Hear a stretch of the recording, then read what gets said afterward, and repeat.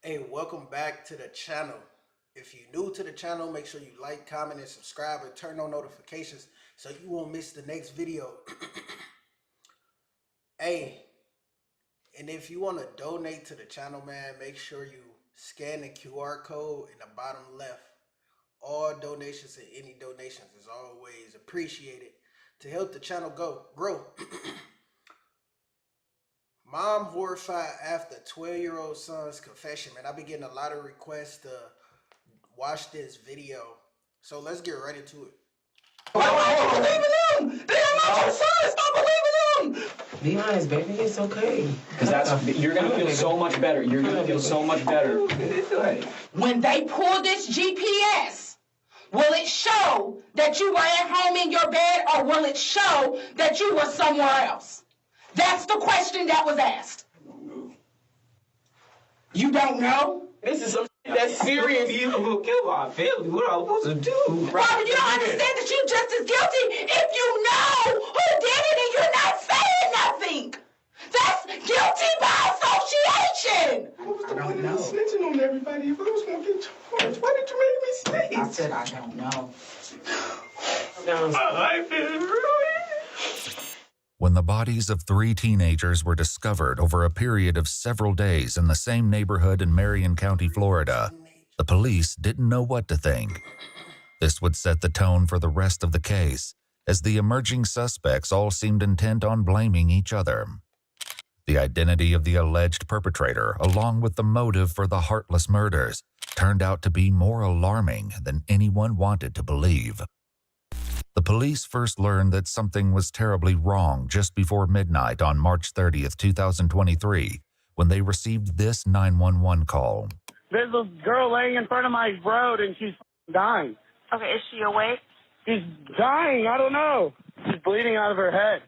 She's gargling on her blood. You need to turn her on her side so she doesn't choke, okay?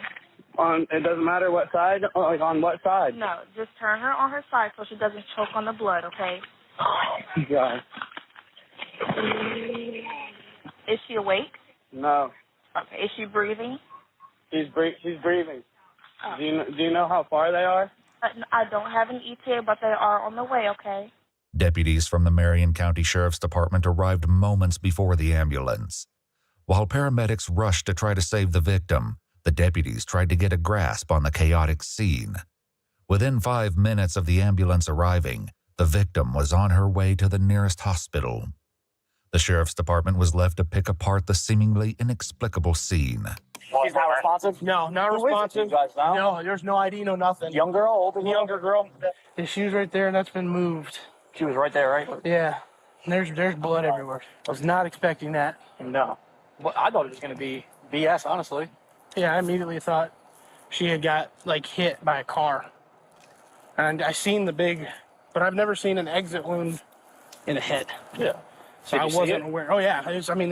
She's laying down. It's all pulled out. I mean, it was And she was still breathing? rapid breathing. Yeah. But I don't know. Medic said she ain't going to make it. Yeah, more than likely. I mean, if she did, that's wild. When police made contact with the 911 caller, they learned that he was just as confused about the situation as the deputies. He only became aware that something was amiss when he got a call from his neighbor across the street. You didn't hear nothing She at all? told me it sounded like someone crashed into my dumpster, and then there was like 2 shots. The neighbor in question made her way over to talk to the deputies directly. Unfortunately, what she said only served to make the situation even more mysterious. So, around what time did you hear? You said it sounded like a gun, Yeah, it wasn't a loud gunshot. I would say about 20, 30 minutes ago. It wasn't a loud gunshot, but I heard about 4 or 5. And I kind of blew it off casually, and then I just looked out of my window because I did think it was strange with it, how late it was. And I saw the car run into the dumpster. Mm-hmm. And once I seen the car run into the dumpster, I stepped out my door, and I seen a man run out of the car down the road towards my yard, and I yelled at him, "What the fuck were you doing?" And then I seen him run back towards the car, take a minute, and I was calling him because it was his dumpster, and I seen him skirt off into the neighborhood. Did you see if anybody was in? Was it only one? Was there I several only people? seen one person running, and it was a male. It had a male figure, had a hat on. I want to say he was like 5 foot, maybe, but it was only one dude running down the road.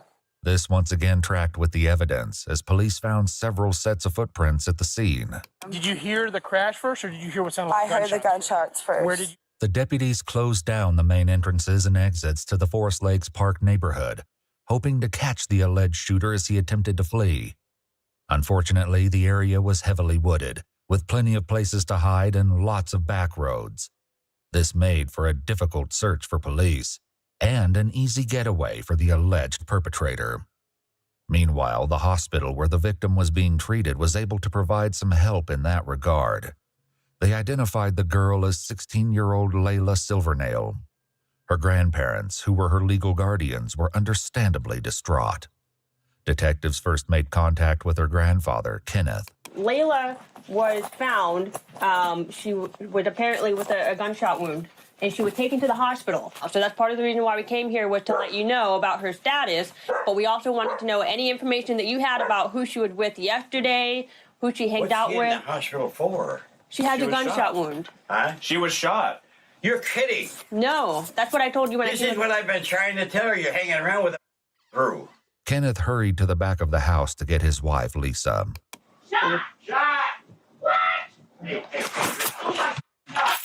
Layla's grandmother only seemed to become more distressed when the detectives tried to ask her questions. Lisa, come here. Lisa, have a seat right here. Is my granddaughter okay? Will she be okay? She's going to be at the hospital. I don't know anything. That's why I said talk to you. I'm the victim advocate, okay? I'm here for you. Have a seat for us. We need some information so we can find out who did this, okay? I'd like to know, too. We will go and I will shoot their asses. Oh, no. Listen. Where was she shot at? Does anybody know anything? She was shot in the head. Listen, that's all we have right now, okay? This can't be happening. This can't be happening. The situation was actually more horrifying than Lisa knew. Early on March 31st, the morning after the shooting, the police stumbled upon the last thing they were expecting. Just blocks away from the crime scene where Layla was found, police discovered a second victim, also suffering from a gunshot wound. There was little doubt that the two cases were connected, which made the search for the shooter all the more urgent. Back with Layla's grandparents, the detectives desperately tried to find out who might have been with Layla that night. Since they'd already found two victims, they had to wonder if more of her friends were hurt, or in danger too. Lisa, look at me. Who was she with yesterday? She came here with, and I'm going to tell you everything, because I don't like the people she hangs around with anyway. Okay, that's what we need. That's what we need. Lisa said Layla was almost always with her boyfriend, 17-year-old Michael Hodo. She also directed the police to Layla's best friend, who might have more information about her activities the day before the shooting. Another name came up too, and it was one police were already familiar with. And then that runaway girl, Camille. Okay. She was with her too yesterday. Camille Quarles, 16, had been reported as a runaway by her aunt and legal guardian several weeks prior. It was an open secret that she'd been staying with Layla at her grandparents' house, but no one had successfully brought her home yet. When police made contact with Camille's aunt, Amy, she was not shy about expressing her frustration with the investigation. I did call it in this morning to ask somebody to go through there, and nobody has called me back. I've called 5 or 6 times a day since she's been gone. Even worse, Amy's son was hearing all kinds of gossip about the case at school. People were saying Camille had also been shot. The names of the victims and the location of the crime was seemingly common knowledge. Disturbingly, police had not yet confirmed if Camille was involved. Also, they'd not yet released the names of the victims or the location, which meant whoever was spreading this information had to be involved. And there was another body discovered this morning in that neighborhood. Okay. I want to know if it's my child. Okay, the second person is not Camille. I can't identify who that person is, but it's not her. The identity of the second victim only made the case more dire, especially in regards to Camille's safety. Frustratingly, the police were still in the dark about most of the lead up to the crime. up until they got in touch with Layla's best friend, Gabby.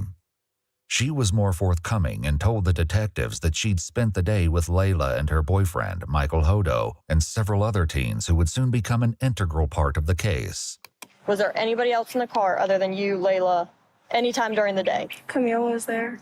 This was the second statement placing Camille at the scene of the crime, but disturbingly, there was still no sign of her. Prior to the shooting, Camille's aunt said she'd caught sight of her at the park once or twice and kept a close eye on her Instagram feed to see what she was up to. Since the night of the 30th, though, it had been radio silence. Back with the detectives, Layla's friend recounted their travels throughout the day and who else was with the group. We went to Rob's. We went to, I don't know if it's abandoned. Do you know what a trap house is? Yeah. Okay, so apparently, this kid Rob, I don't know him personally, but they do.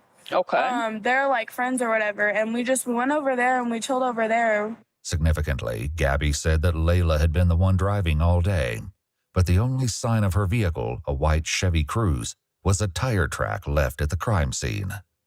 The police hoped that finding the vehicle would offer some insight into what happened the night Layla was shot. Do you know his last name or anything else about Rob? No, I don't really know if Rob is his real name or not, because I know some people know him as Reaper, Rob, and stuff like that. So Was anyone else there at the house besides the three of you and Rob?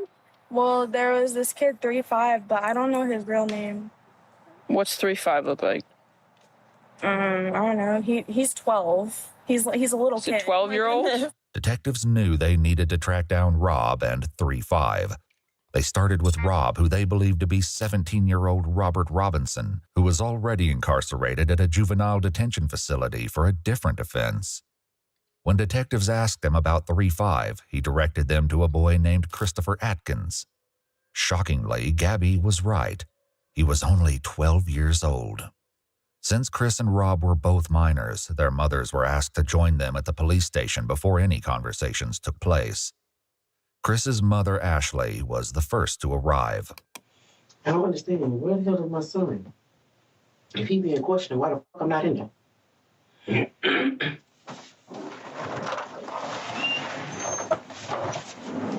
What state is that on? Where's my son?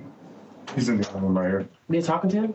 Not yet, no. They're all getting their stuff together. It seemed she wasn't convinced they weren't already questioning him, because Ashley did her best to hear what was going on in the other room.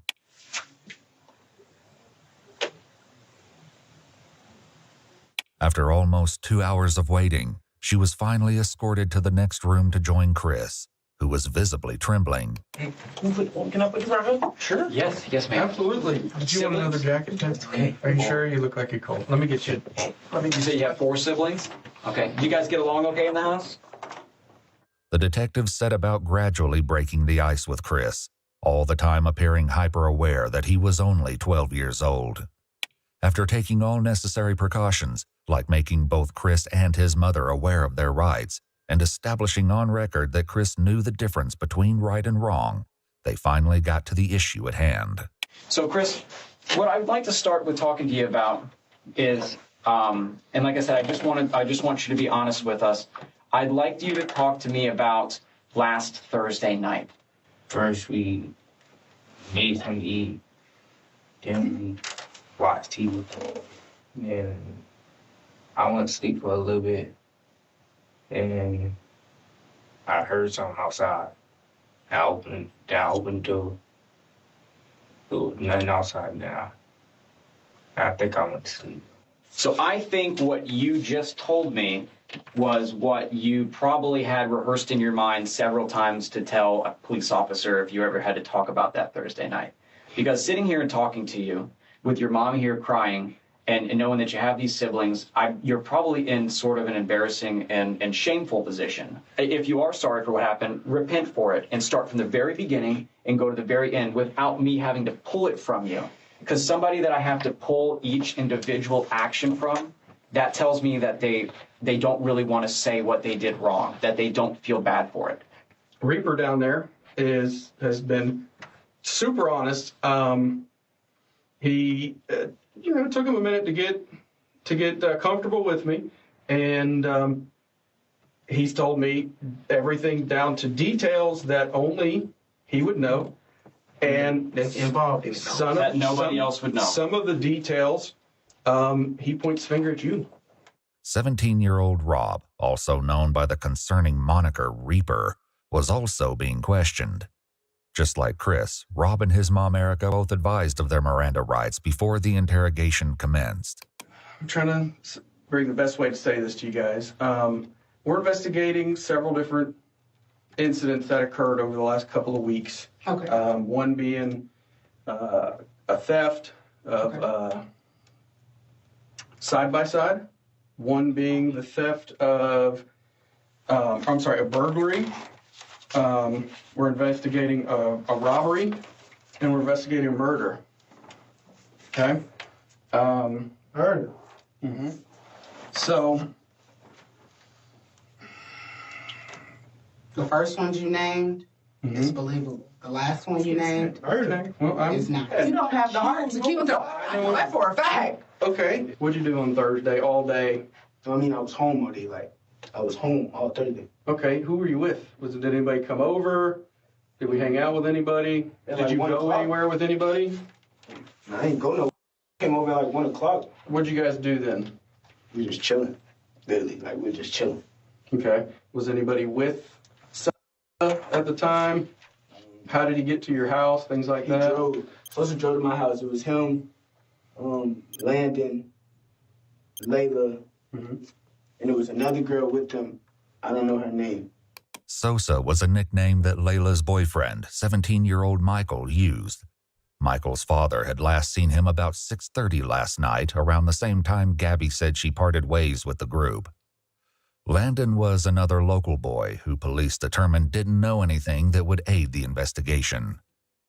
As for the unnamed girl, the police likely wondered if she could be the missing Camille and why she hadn't been seen or heard from since. Did you go anywhere after 6:30, Rob? Oh, why do y'all keep asking that?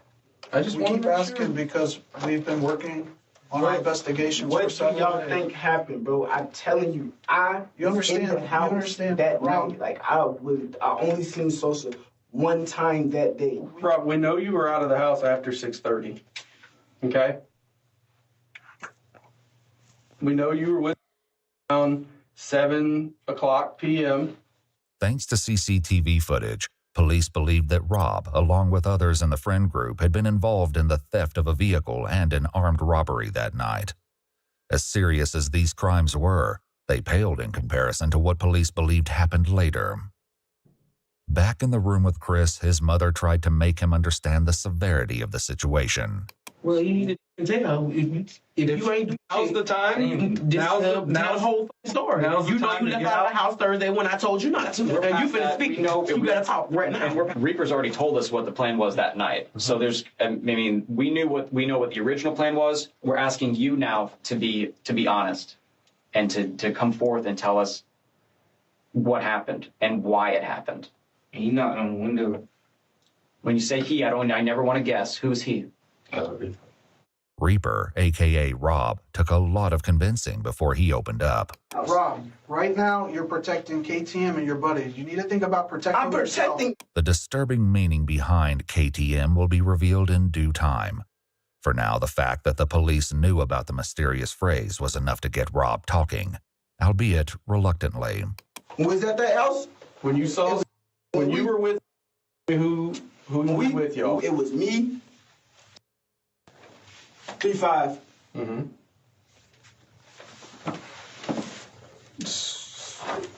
Layla was there. And that was it.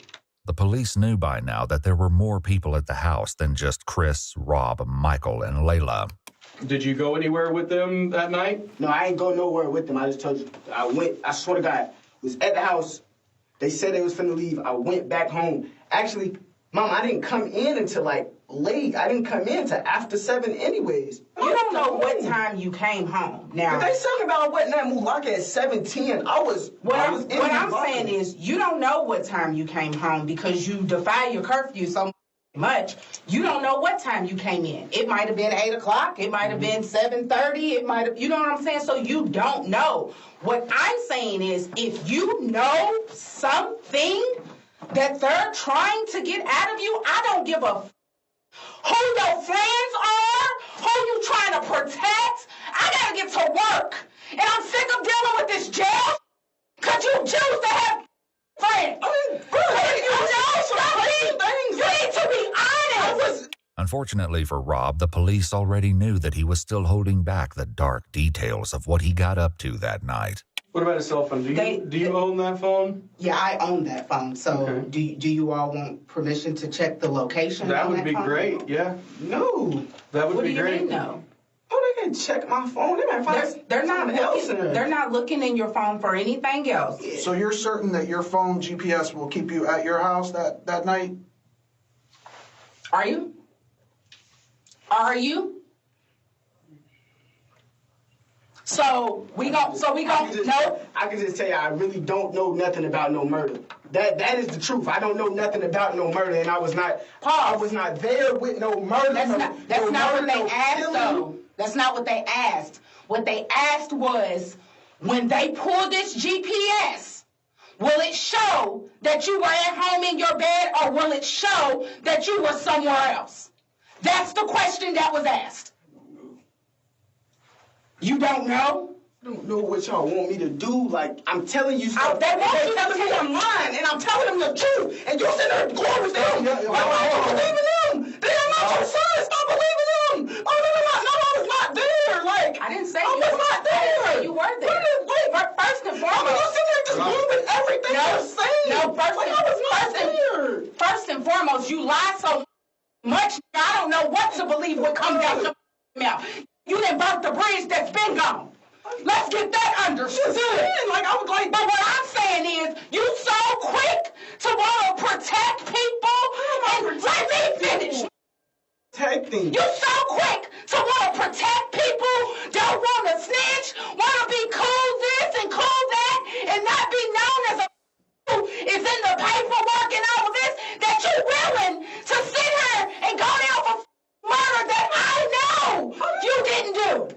I know for a fact that you didn't do it. But you're going to be guilty by association because you don't want to tell who the did it.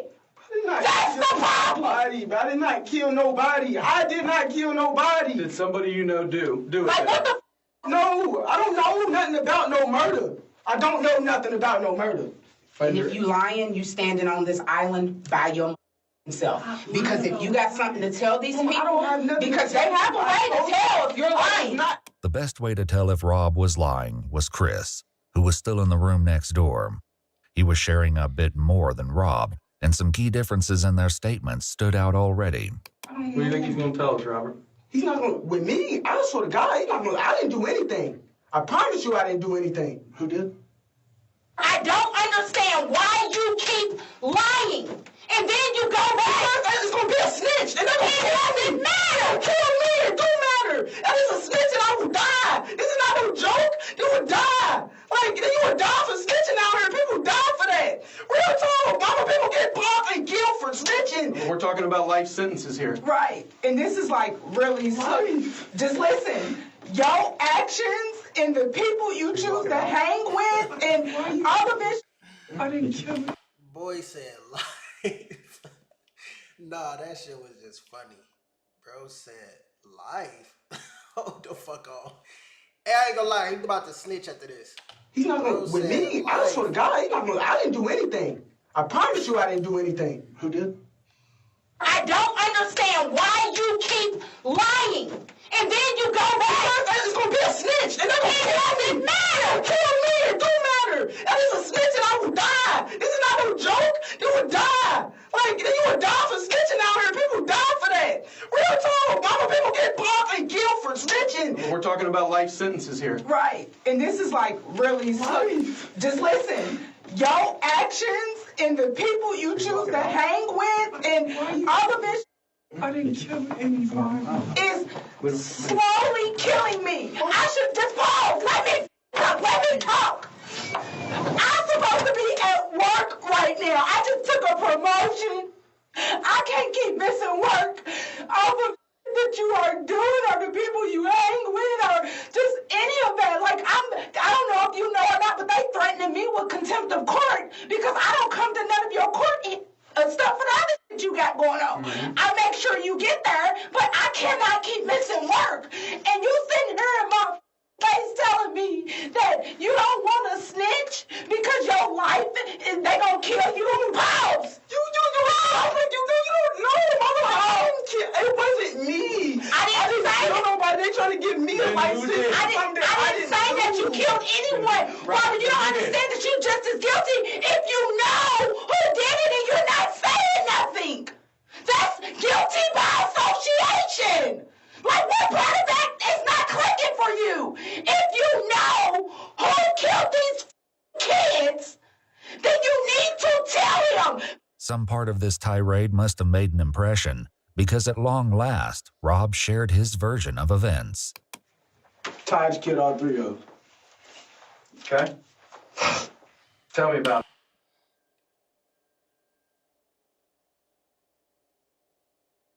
No. What the? Bro, wait, what the fuck? Like, what part of that is not clicking for you? If you know who killed these kids, then you need to tell him. Some part of this tirade must have made an impression, because at long last, Rob shared his version of events. Taj killed all three of them. Okay. Tell me about it. Were you there? The whole story? Were you there? The whole story. Let him talk. Tell me the whole story. Rob just mentioned 3 victims, but the detectives had so far only asked him about 2. Not only did this grab their attention, but they likely suspected that the Taj that Rob mentioned was 16-year-old Taj Bruton, with whom they were already acquainted due to previous cases. Unfortunately, this didn't mean they knew where to find him. Several weeks earlier, Taj cut off his ankle monitor and went on the run. The detectives would focus on this after they got more of the story from Chris, who picked up the story after he said Rob, a.k.a. Reaper, knocked on his window. Okay, Reaper knocks on the window. He knocks on the window. He said, come on, we finna go see some girls or something. Then we went out. And this girl and the boy picked us up. I don't know what. This girl and the boy. Describe. From Rob's statement, the police believed this had to be Michael and Layla.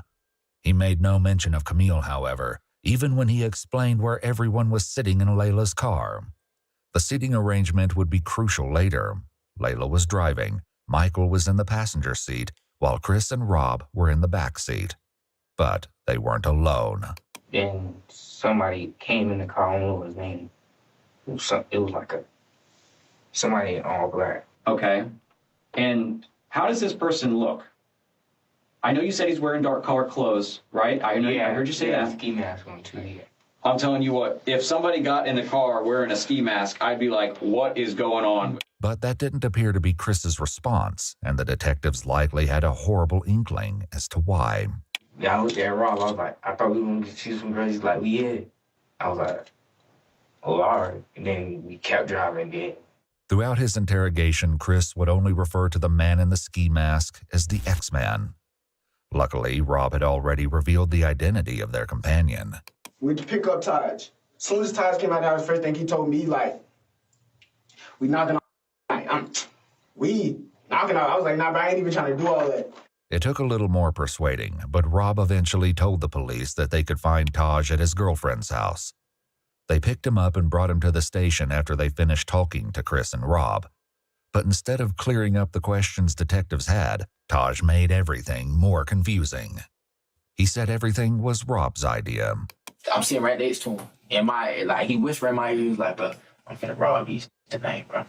I look at him like, what you mean you finna rob these tonight? He's like, bro, so saying, Layla, bro, they got a pound of weed, they got me some money, bro. And if they don't go for it, I'm gonna kill them. That's exactly how he said. At this point, I'm frantic if I can't, if I tell Sosa, right, Rob's sitting right next to me, so therefore he's gonna shoot me. So I'm sitting here, I'm scared as hell, so I'm like, I ain't got no choice but to just sit here and just, it is what it is.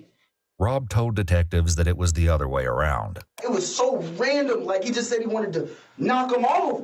I'm not thinking he's serious, though. Like, at the time, when he first said it, if you would have seen his face, like, bro, he was laughing. Like, if I would have really thought he was finna kill like, I wouldn't have got back in that car. I would have stayed right there and called my mom and be like, can you come get me? I didn't think he was serious until when the car started slowing down and I seen him up the gun. Rob said that Taj did this because he wanted to take Michael's firearm.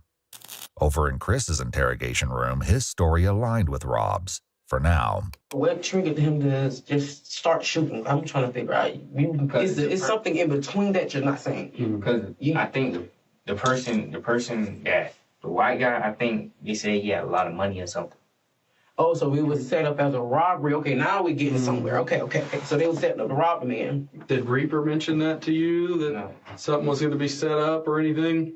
He didn't even know. Like, all I heard was pow, and like, I thought somebody was shooting at us, so I hopped out the car and ran. I'm looking. Boom! Boom! Once again, Taj's version was a little So the third body is Sosa.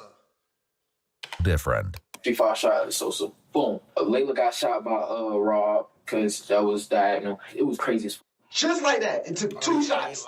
It wasn't no more than that. It took 2 shots to kill both of them. The police knew at least part of this was true. Who shot who was yet to be determined. But tragically, they'd confirmed the second victim as Layla's boyfriend, Michael Hodo. He was in the grass by the side of the road, just blocks away from Layla. He was deceased when police found him. Michael's father had a heartbreaking reaction when he found out that his son would not be coming home. My son's dead, isn't he? I'm sorry to be the one to tell you. No! No! Oh my God! No! Can they come back out here and help? We have to talk. We have to find this out. Who's to find this? This is to go find out who did this to Sam. I'll find him when I kill him and kill him. Oh my God!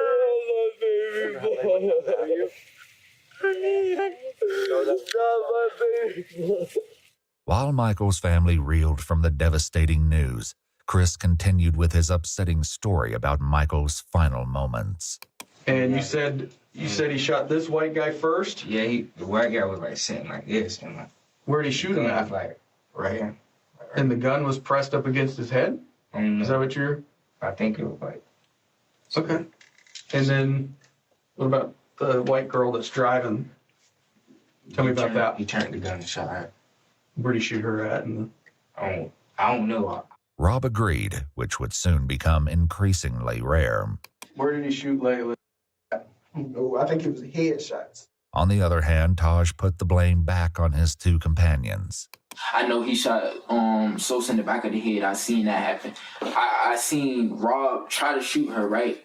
And when he tried to shoot her, he shot her, and then his gun didn't go off, so he reloaded it again and shot her.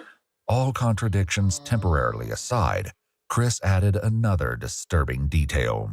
Did he see it coming? No, it was like to the back of his head. Okay. Did he have any time to defend himself? No, but Taj just upped him and shot him in the head. At this point, police were still searching Forest Lakes Park for evidence. Now that they knew the shooting had occurred in Layla's car, it was more important than ever to find the vehicle. Most of all, though, they were looking for any sign of Camille.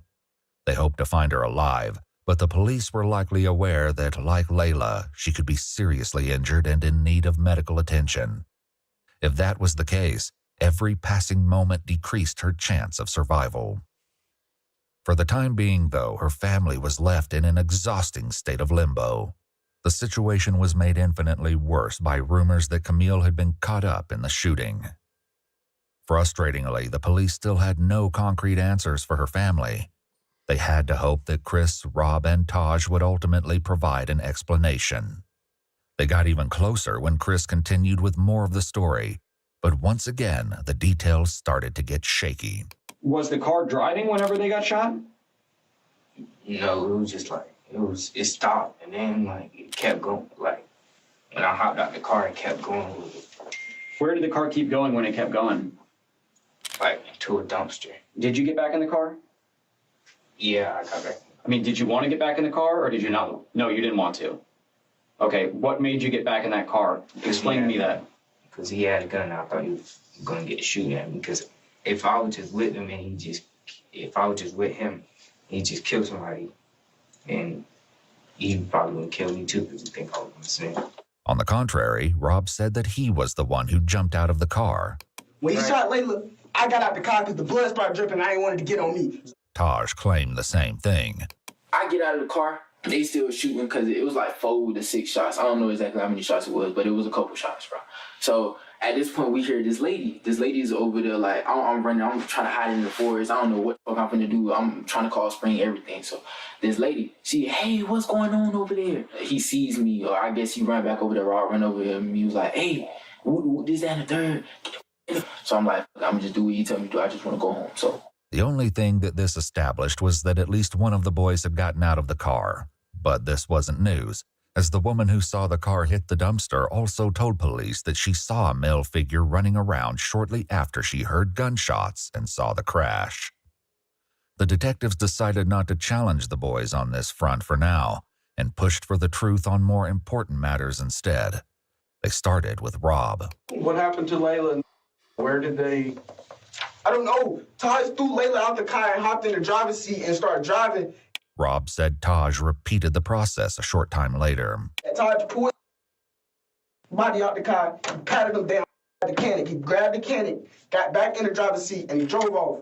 Was that next to Layla where she was pulled out? No, it was in a different spot. This made sense to police because the second crime scene, where Michael's body was found, didn't have much blood. There were, however, what appeared to be drag marks leading from the road towards the brush where the body lay. Did you help take... I ain't touch nobody. I ain't touch a body. I ain't touch nothing. I swear to God, I ain't touch nothing. Once they was dead, I said, take me home, man. Take me home. Yet Taj said that wasn't how it happened.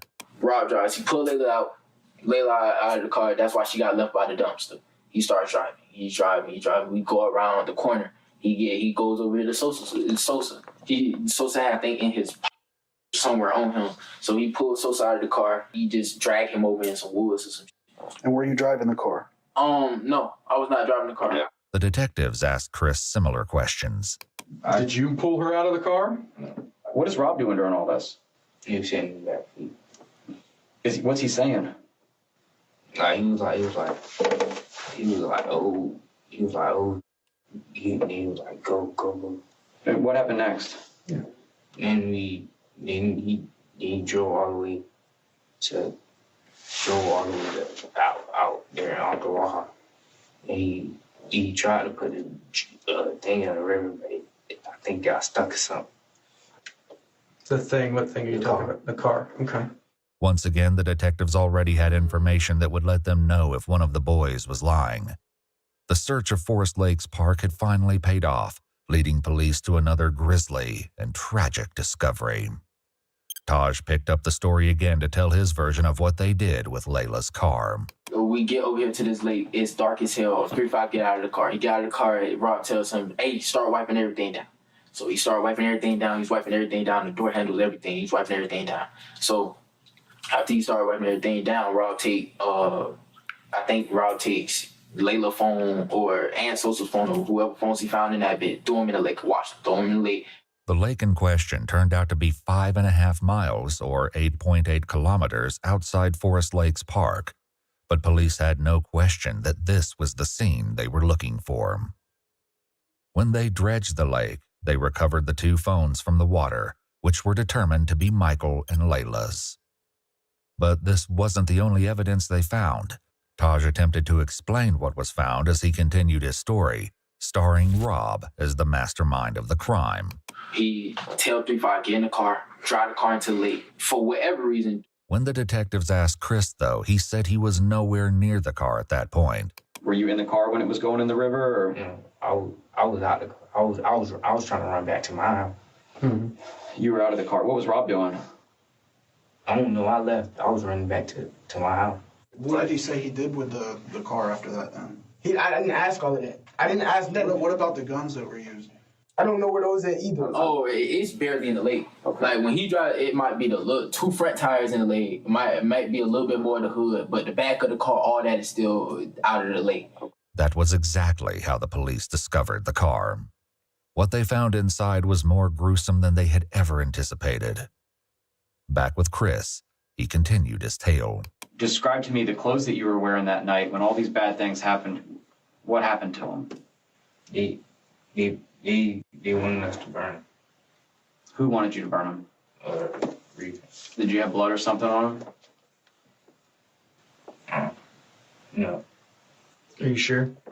I don't think so. Like Detective Pender said, we processed that car front to back, top to bottom, bottom to top 3 times. 3 days worth of actual forensic work, several forensic people.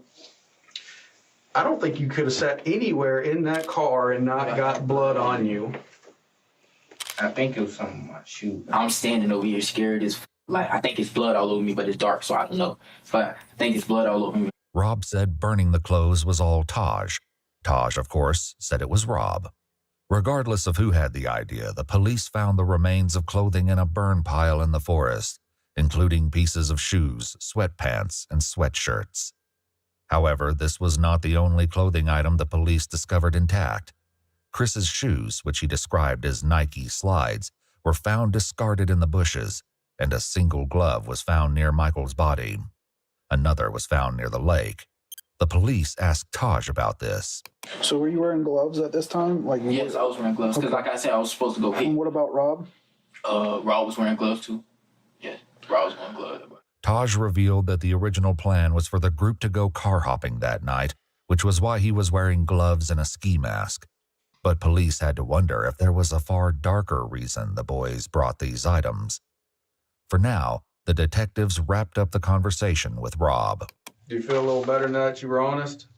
Did you need to get that off your chest? Worse. Now I feel like I just snitched on everybody and The detective stepped out, but little did Rob know that his night at the police station was far from over. There was a lot more that he needed to fess up to, but for now, he was left alone with his mother. They might charge you because you were there and you didn't come forward. did come forward. I'm talking about when it happened. I just told him everything. I'm just letting you know, Rob. You don't understand. I'm gonna get charged for murder, Mama. What was the point of me snitching on everybody if I was gonna get charged? Why did you make me snitch? I said I don't know.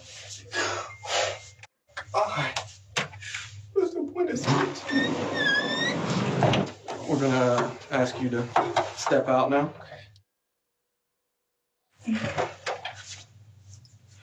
Hey, Mama. Wait, hey, is my mama still here? Yeah, she's still here. Wait, Mama. Talk to me. Okay, She's talking with someone. Can you see if they do charge me? Can you see if she can give me a lawyer? I didn't kill anybody. Hey, relax. Can you ask her, please? Rob waited, asking the detective stationed at the door several times to bring his mother back, but she had left to go back to work. Before she did, she informed police that she did not want Rob answering any more questions without a lawyer present. Rob was not on board with this plan. Is my mama still out there? Hold on. How can I get charged for murder? Listen. Can you explain it to me? Hold on. We got it. We're taking your DNA, okay? While the police took Rob's DNA, fingerprints, and photos, he continued to ask them how it was possible that he would be charged with murder. Listen, can I tell you the situation, please? I heard it. Listen, let them do their thing. Your mama's not here yet. We can't talk to you. She's close? I don't know how far she got, but she is on her way. Rob's interrogation might have been on pause, but the conversation with Chris remained in full swing. The questions he faced were about to get a whole lot harder. They executed a search warrant on the house, which they did collect some things, and I'd like to talk to you about those things too. Mm-hmm. But because you, because it was like a surprise on that. Yeah, like what was in my house that got to do with this homicide? And I will, and I'm going to tell you about that because, like I said, I'm not going to leave anything out. It's I can tell you, it's pretty damning. I guess I would use that word. So, are you serious? Do you own any firearms, ma'am? Does anyone in your home own a firearm? Okay, because I'm pretty sure they found 1 or 2 firearms in the house. And I'm sure you guys have watched CSI, right? We can take a firearm, we can shoot it. That round that you shoot, we can take, and we can put it into a computer and tell you who got and actually compare it to other fired casings, like the shell from the bullet. So, how? He told me to hold the guns from. Why would you hold guns from when you know something that dumb just happened? That was stupid. When Reaper gave you these, you think that they're going to be related to this? I think so. Describe to me why you think that. Because he said, put these up, make sure your mama don't find them. Okay. And the gun that you saw X-Man use, was it either one of those two guns? I think it was the black one. Meanwhile, Rob continued to wait. Didn't kill anybody. I want to be charged with murder. I do not want to be charged with murder, bro.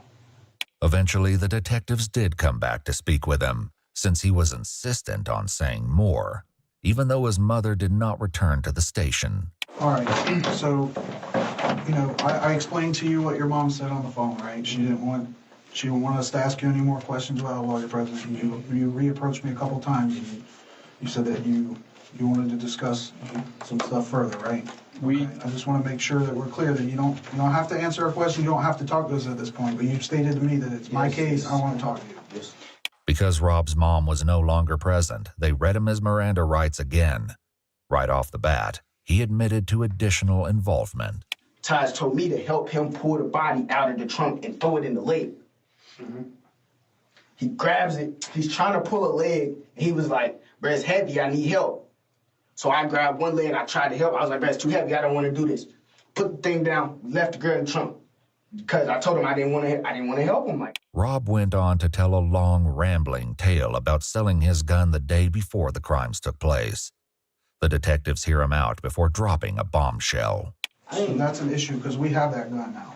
No, that's not. It was at 3-5's house. You said you sold it. I did. That's not my gun. That one's not mine. That's not the my same gun. In addition to this, the police strongly suspected Rob had stolen the firearm. You may have told the truth that you didn't pull a trigger, but you knew this was going to happen. You knew it was going to happen. I did not know this. The detectives had a similar exchange with Taj. We've sent some of the casings off to be examined already. It's not back, I'll tell you that. Otherwise, we would probably be having this conversation. That those casings aren't going to come back, like he said, to a third gun. To a third gun, they shouldn't. Multiple casings were found at all three crime scenes, but especially near the car at the lake. Even if the boys weren't budging on the issue of who shot who, lab tests would reveal the truth in due time. In the meantime, the detectives brought up something two of the boys in particular were probably dreading. Let's talk about the trunk of that car. You looking at the trunk, sir? There's another part that we haven't talked about. Trunk? Mm-hmm. It was a girl in the trunk. And he told me to open the trunk, and he shot her. Where did he tell you to open the trunk from? Let me see if he's ready. He told me to open the trunk from the inside, like the inside. Okay. And whenever you pulled that open, tell me about what you saw in there. All I seen was luggage, and then he said move, and then he shot. Okay. You said all you saw was luggage? Luggage and it was like a girl. And what part of her body could you see? Could you see her feet, or hair, her hand? Describe to me I seen hair.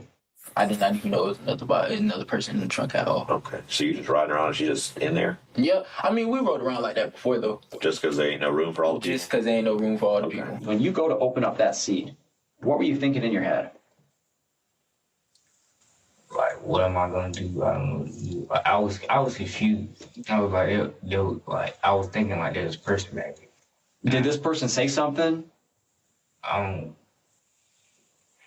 Describe to me what you heard whenever you opened that seat up. What noises? All I heard was somebody tell me to watch out, and then I heard a gunshot. 2 gunshots. Tragically, the third victim was determined to be none other than Camille. Her body was discovered 2 days after Layla was found on April 1st. Like Chris said, she'd been shot twice. The location of her wounds indicated that her death had been no accident. It was highly unlikely that Camille had been shot once in the back and once in the head by chance. As soon as she was identified, law enforcement made contact with her aunt, Amy, for a difficult conversation. So you probably know why we're here, where we've been investigating the incident that happened Friday involving Layla and the other individual that was found deceased. You know, it took us a little while because we couldn't positively identify her, so it took us a little while. But, you know, we're certain that it's Camille that is now deceased. Probably to detectives' surprise, Amy remained stoic. As it turned out, she already knew Camille was deceased. The grandpa of Layla actually came to my house when I found your card, telling me that Camille was deceased and how are you doing is what he told me. They were talking about Camille it at the hospital that Camille was deceased already. I had a mother call me at midnight last night that, my phone has not stopped. While Amy tried to come to terms with the loss of her niece, the detectives at the police station asked Chris more about the specifics of Camille's murder. What happened after he shot her? He closed it, and we left. How many times did he shoot her? Yeah, that's what we're gonna. I think once, twice. Well, what is it? One twice. Twice? Okay. Do you know what part of her body he shot her? No, I when I opened it, he held everything, so I looked away. As if this wasn't horrific enough, Taj put forth an even more disturbing version of events. Predictably, he insisted he was not the shooter. The culprit he named was spine-chilling. Who folds the seat down? 3-5, because he was on the side, so he hops out of the car, right? He can get out of the car, flip the seat down, boom, hit her once. So he shot her once. Where did he shoot her? Oh, I don't know. I couldn't see exactly where he shot her at all. And then she's not dead yet, so Rob sees that and he shoots her to make sure she's dead. So Layla got one headshot and then Camille got two because she wasn't dead yet. For once, Rob agreed with Taj, at least partially. Before his mom left the police station, he told this to the police. It was 3-5 that did that. 3-5 dropped the seat and shot the girl, and he shot her in the head. And Taj was like, shoot the in the back, shoot the in the back. 3-5 dropped the back seat and he shot the girl. She was still alive. He's like, finish her. So he shot her again. 3-5, police knew, was Chris's street name. Still, something wasn't quite right. After getting this far, the police were not willing to accept anything short of the full truth. Now, Reaper, Rob, there's a lot of similarities that are overlapping here, but there's definitely a discrepancy that Rob told us about what happened to the person in the trunk. So they trying to make him the shooter, right? Yeah, that's what y'all leaving out. I mean, be honest. Be honest. We being all being honest here. Just be honest. Is he the shooter? That's what they're saying. That's all you gotta do. That's all you gotta do is just say that. I mean, stop going around it. I can tell you that he is not. You, Chris, are not being blamed for those people in the front seat. In the back seat is what the trunk is the one that we have some issues with the trunk. I'm gonna keep it real about. Tell us. Be honest, baby. It's okay. Because you're gonna feel so much better. You're gonna feel so much better. You're gonna feel so much better once you talk about what is. Tell me. Say it. Just say it. He said, if I ain't do it, you gonna kill everybody I know. So tell us what you did. He said you gonna kill everybody I know. Yeah. Who made you do it? Who is it? Rob. Rob made you do it? Yeah. He said he gonna kill everybody you know. Well, who is the X-Man? I don't know who that is. Now, did you... Just calm down. Yet again, Rob said something different. Before his mom left the station, he had shared this information. Taj made him kill the person, or he was gonna kill 3-5. Mm-hmm. Is that what he said? He told him? He told 3-5, if you don't kill this girl, I'm gonna shoot you in your head. Let's go on here. He said that he would kill everybody you know, and you did fire a gun. Tell me about what you did. I think I shot the girl. I don't know where it was, but and then he came up and shot her too. Okay. Who did? Rob. Okay. So when you shot her, what gun did you use when you shot her? The ex dude gave me the Scott. If Chris used Taj's firearm, that would explain why they only found 2 weapons during the search warrant. This brought up another question, though, which the detectives had addressed with Rob and his mom. So that's my concern here, is that you said that Taj was pretty much orchestrated this and was concerned that it was them too. This nigga and him forced the other nigga to shoot them just so he wouldn't snitch.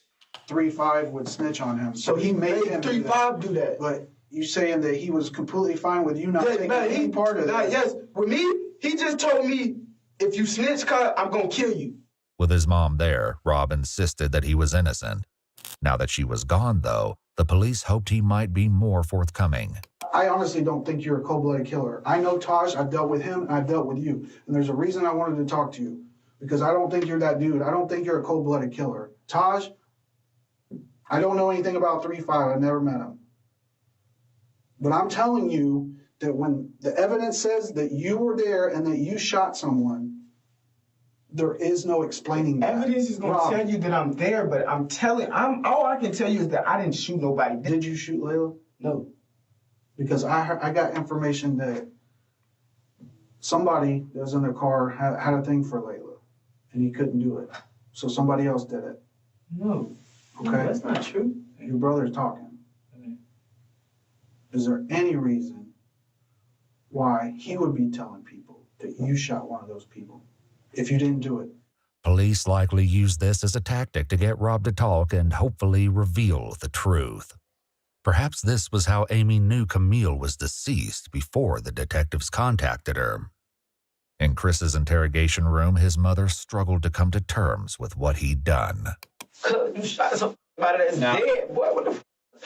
No, this is a homicide. This is 3 people dead. This is some shit that's serious. You gonna kill my family. What am I supposed to do? That's why I understand. That's what we were trying to tell you from the beginning. Chris, take a deep breath. Just calm Take a deep down. breath. Now listen to me. When you say that someone threatens your family and threatens you, I need to put it in the report. Take a deep breath. Please tell me, what am I supposed to do? Chris's mom didn't have an answer to that. She asked one of the detectives if she could step out for a moment to compose herself. No, he know where I live, and he knows my whole family. He was gonna kill my whole family. Are you talking about Reaper, or are you talking about Stavo? Reaper. He was gonna kill my. Let's talk about X-Man real quick. I think you know who X is, and I think you're scared of him. Rightfully so. They both said it was gonna kill my family. Okay. They both said that? Did they ever point a gun at you or anything like that? Yeah. Who pointed a gun at you? The X-Man. He was like, don't tell nobody. Don't tell nobody. I'm gonna kill you down. Kill your mom. Rob also told the detectives that he and Chris were in serious danger at the time of the crime. Let me tell you something about Taj. Taj tell you he finna do something, and you decide not to do it with him, then I probably would have died with them. So were you afraid of Taj that night? Because if I did not do what Taj wanted me to do, I would have died that night with them. Taj is that bad a dude? Bro, Taj, on the other hand, claimed Rob always planned to let him take the blame. If anything, if one of us go down in anything, and Todd, it was you. You did it. Everything. You did it. Legit. You shot everybody in the car. It was not me. If he got caught up, then then he was gonna go find my mama. The whole night I did not have a gun. Rob continued with his story, claiming that he only participated out of fear. Did Taj tell you to put the gun to somebody? But Taj told me he told me he gonna kill Sosa. He wanted me to shoot Layla, and then he wanted 3-5 to shoot the girl in the back. I told him I didn't want to do it. Told me if I didn't do it, he was gonna kill me. You hold the gun to Layla's head? Yeah, but I tried to shoot it, but it clicked. I tried to shoot, but it clicked. I didn't have it cocked back. I tried to shoot it, and it clicked twice, so then Stavo just did it itself. That's why.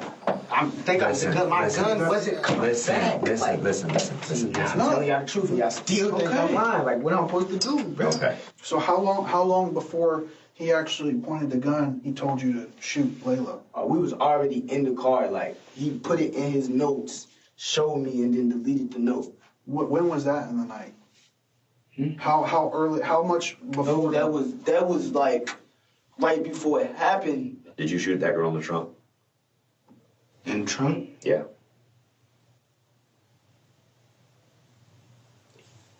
Like I said, I wasn't there. T5 shot that girl in the trunk. Still, the police suspected something was being left out. Was she still moving after you shot her? He said she was still breathing or something. Who said that, X-Man or Rob? Did you shoot the girl once or did you shoot her twice? I mean, it doesn't matter at this point. I shot her once, and he shot her again. Chris was talking about Rob. Thankfully, the police were finally getting somewhere with him, too. You shot her once. How many times you shoot her? Once. You shot her once? Where'd you shoot her? I don't know. Yeah, you do. There ain't no question. There ain't no question where she was shot. There's you talking about one end to the other. Where'd you shoot her?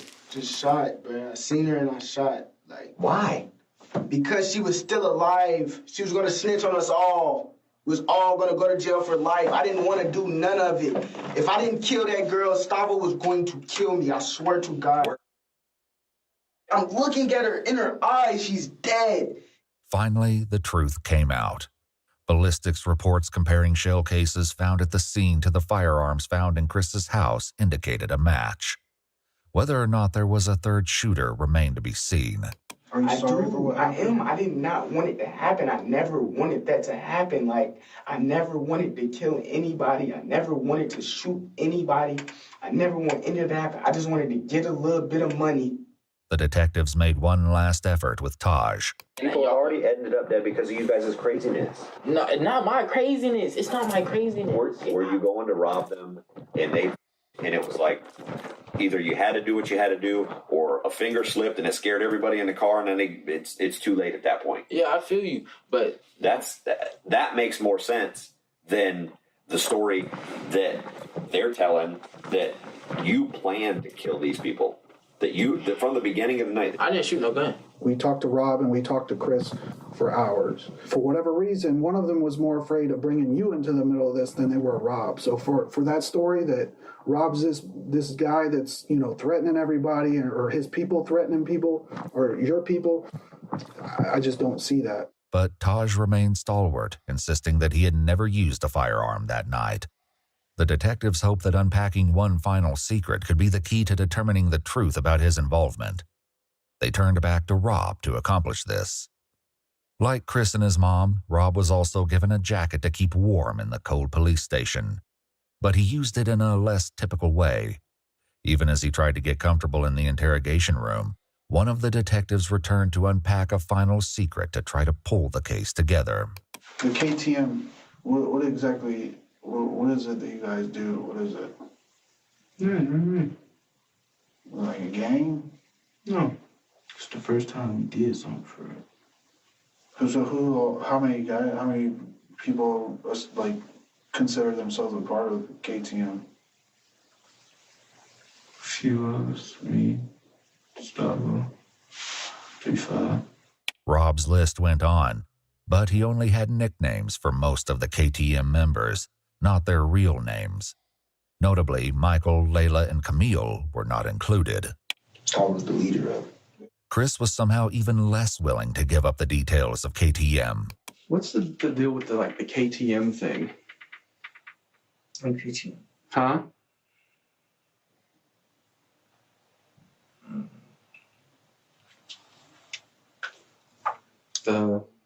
I know Reaper has the tattoo. What does it mean?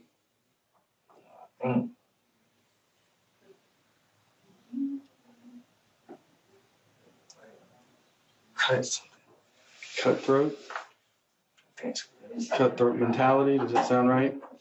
What exactly is that? Like just a made-up gang name, or?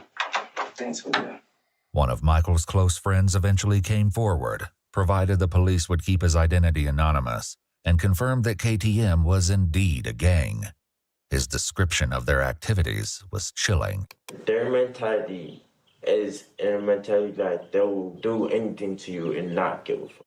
Just to get the money? Yes, just to get the money. Just to get what they want, basically. With that, the detectives had all the information they needed to move forward with the case. It had taken 8 hours each to get the truth from Rob and Chris. The detective stepped out, leaving Ashley and Chris alone for a few moments. Listen, baby. Listen. It's not over. Yes, it is. It's not over.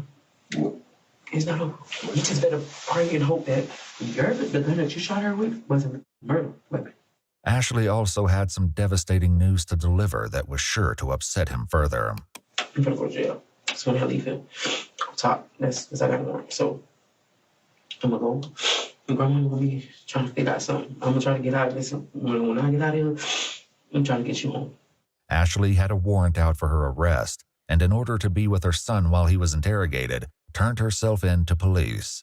She was charged with possession of cocaine and methamphetamine and taken to county jail. Chris, Rob, and Taj were all taken to juvenile detention, and on May 15, 2023, a grand jury indicted all three boys. Preparations began to take the case to trial, where they will be tried as adults. Taj and Rob are both facing 3 counts of murder in the first degree because, tragically, Layla did not survive her injuries. She passed away just days after Camille's body was discovered. Taj also has been charged with robbery with a firearm, tampering with evidence, tampering with an electronic monitoring device, carjacking while armed, aggravated assault with a deadly weapon, and grand theft auto. Rob had a similarly long list of charges in addition to 3 counts of murder, including armed burglary, grand theft of a firearm, petty theft, robbery with a firearm, and tampering with evidence. Chris, meanwhile, was only charged with 1 count of murder for Camille, whom he admitted to shooting while she was in the trunk. The other charges against him were dropped, including grand theft of a firearm and burglary. However, he's now facing an additional charge of battery after getting into a fight while incarcerated. Currently, all 3 boys have entered pleas of not guilty, but the trial is ongoing. What the court finds and how justice will be served for Layla, Michael, and Camille remains to be seen.